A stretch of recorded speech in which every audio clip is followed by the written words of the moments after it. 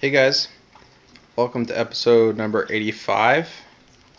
Today is Monday, so it's Update Monday, and I wanted to share with you something quickly.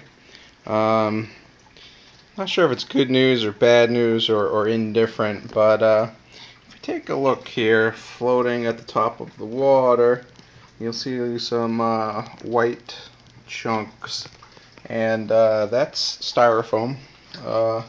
There's some more along the front here, and there's undoubtedly some in the back. I have been scooping it out here over the last few days, and what that's coming from is actually right here.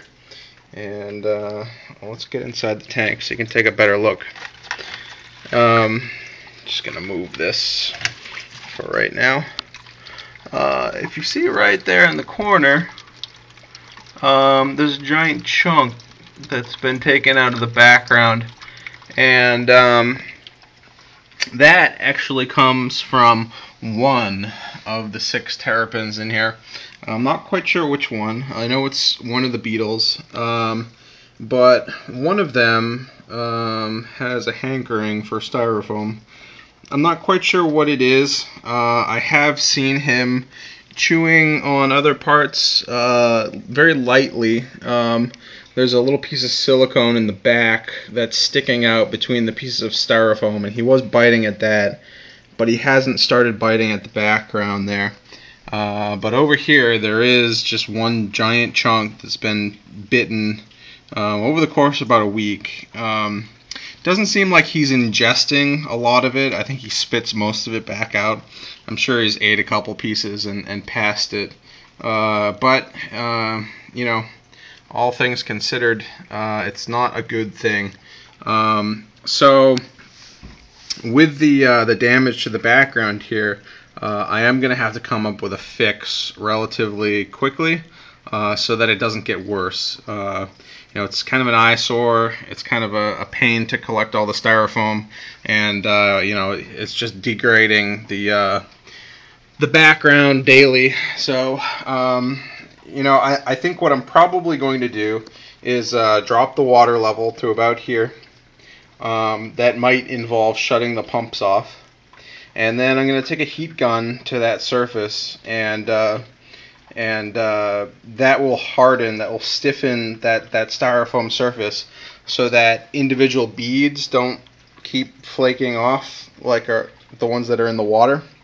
And then what we'll probably do is mix up a little bit of Drylok and try to apply like 6 or 7 coats fairly rapidly to that exposed surface there to try to lock that background back together. That's, I guess, the plan. I'm hoping that I can heat the Drylok so that it dries a little bit faster. Or maybe I'll just put some airflow over it so that it dries faster. But it's kind of discouraging to see. It definitely isn't all of them. I know it's at least one, and I suspect... Oh, here he goes. Oh, maybe it's more than one. Take a look. We got our offender right here, front and center. Hopefully, I'm hoping that once I've kind of resealed that background, that they'll stop eating at it. There's no way to know for sure, and I've had terrapins in here for a year and a half without any damage whatsoever to the background.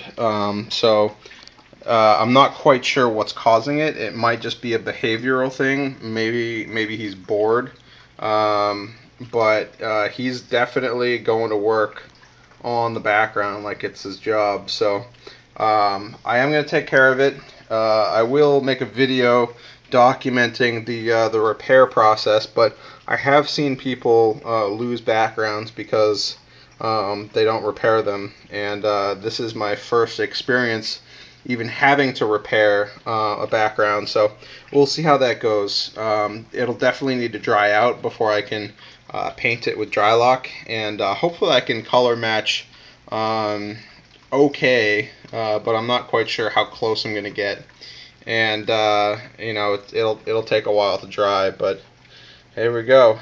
He's chewing away at the background at my expense. So it's not a big job to fix, but it is something that I have to do here soon. So look for that video in the next few days.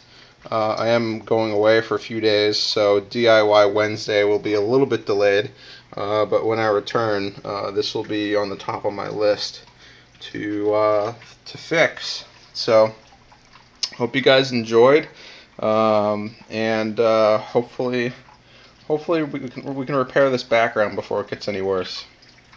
All right, guys. See you later.